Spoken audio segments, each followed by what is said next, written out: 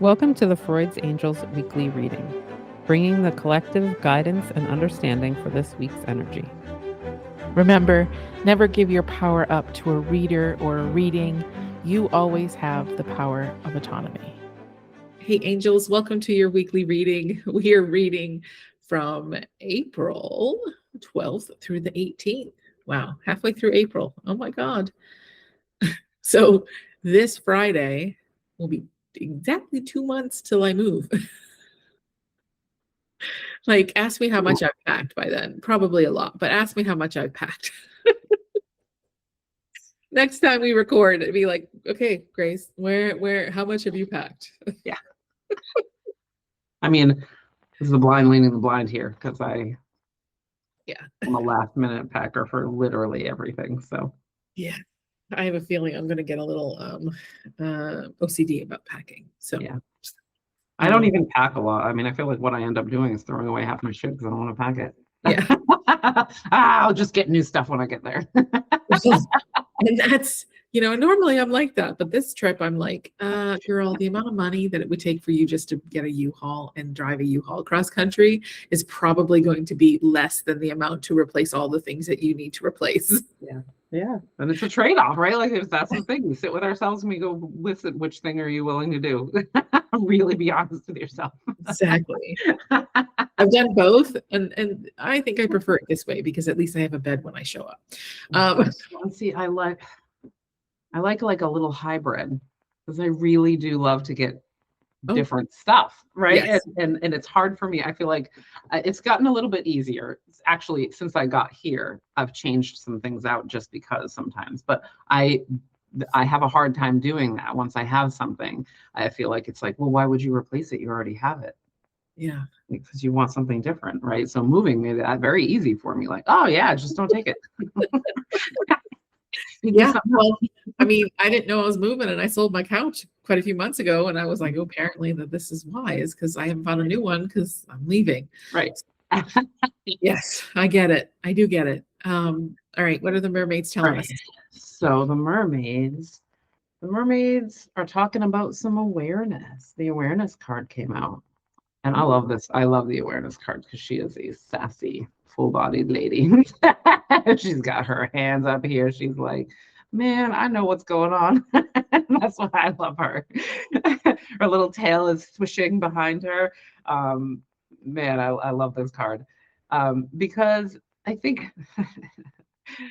awareness, a relationship with awareness is being called into question right now, is what's happening. And I love her again. Like, she's very happy and sassy, but a lot of times in my sessions, once people become aware, we make the joke about how it ruins our lives.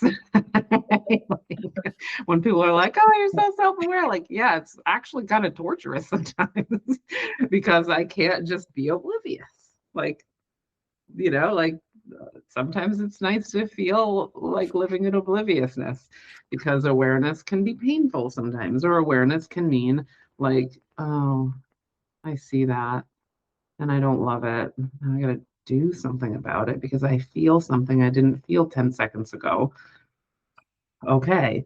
But that's what I was talking about with our relationship with awareness. So this isn't about having awareness or not having awareness today, anyway. Today, it's asking you to look at your relationship with awareness. Is it a good one? Is it a not so good one? Because a lot of times people use awareness to beat the shit out of themselves. And very easily be the case with anybody who's trying to improve their lives, right? Like,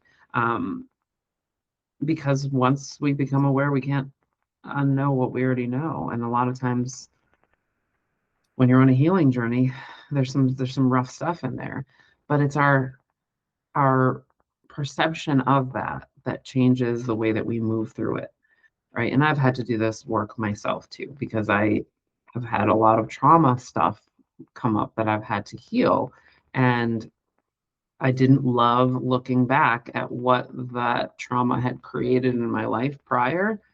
And so it was like, oh God, the blinders are off and I feel horrible.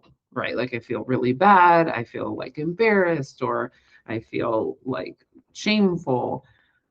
And I don't want that to settle in me or anybody else, right? Because it's okay to have all of those emotions, but a lot of times when people have those emotions and they don't like it, they'll shut off their awareness Yeah. because they don't love learning stuff like that. And so, yeah. So she's just here to be like, do you like it or do you not? Because I want you to like it. Like I can, it's almost like I can hear her voice. Like awareness is nothing to be afraid of, honey. But you got to use it to your advantage instead of using it to kick your own ass. Yes. Yes. And and we never want to see the things about ourselves that we don't like, but we need to, because if in order to surrender to success, we need to be aware of what success means and how it looks to us. You are ready to experience abundance. Don't look back at previous roadblocks or difficulties. Leap into an exciting new world of possibilities. So that's super important. And now I'm going to tie some things in because there's a whole story happening over here. And just give me a moment because my cat is being like super extra right now and I can't. She's been extra all morning, man. Oh, She's not a fan of me, that's for sure. Get down. She's been giving me the evil eye all morning. Sorry. She was just like, I was trying to move the microphone so I could talk into it and she kept going after me with her claws. Anyways. Sorry, feline problems. So our numerology card today is number 13, which is effort, right? And our money card, I'm going to paint the whole big picture because there's a whole picture happening right now. And today's money card is today, every day, money flows to me effortlessly. And so, we talk about the relationship with awareness. Well, the awareness is partly about, you have to be aware of what success means to you. You have to be aware of when you need to put in effort and when you can just sit and just be effortless, right? There is, because the effort card, reading the book and I have a different interpretation in this situation. In this situation, the effort card is about knowing when to put the effort in because you're being called to make effort in that direction, or that effort is going to lead to the success you're looking for. And there's also this sense of being aware of like, oh, you know what? The effort here means I'm trying to push my agenda. I'm trying to push the river. I'm not allowing it to flow so that it can just flow to me effortlessly. I'm trying to make something happen that doesn't want to happen. And so therefore I am not allowing the abundance to flow to me. And so it's that awareness helps us gauge, okay, where do I need to pivot? Where do I need to make some effort over here where I didn't think I did, but this effort needs more over here. And so it's that awareness, discernment. And but also I think too is that just being aware of what you call success. Yeah, a lot of words in there that I think that people are like, you should have, like, as you were talking, I'm like, people should be aware of what effort means. People should be aware of what success means, right? Like awareness everywhere. Right? Because effort, what does effort mean? Right? Like for some people, effort might mean hard. And for other people, effort might mean movement, right? Like, and it's not hard. It's just like different. And effort could be in not taking action. Like you could need effort to not take action because it's really hard for you not to make it happen. Right. And I find that like when I'm aligned, effort doesn't feel like effort. I don't know what other word it is, but it's just doing it. Right. And so I might not want to use the word effort, right? Like, because I have a relationship with it that feels a certain way.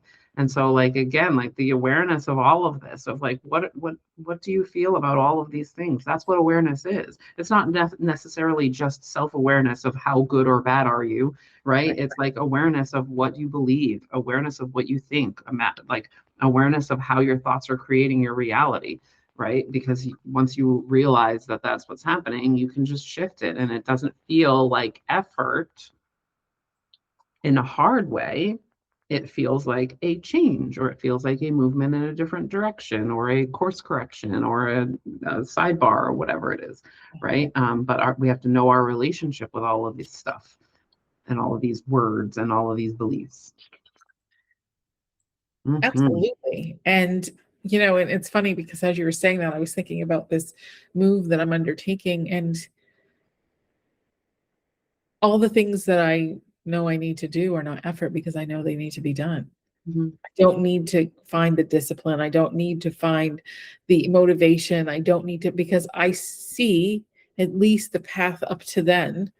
And then I can I'm like, oh, okay, this just needs to happen. And so it's not effort. It's me co-creating in the ways in my part in the co-creation, right? Mhm. Universe obviously has green lit this from the moment I made that decision.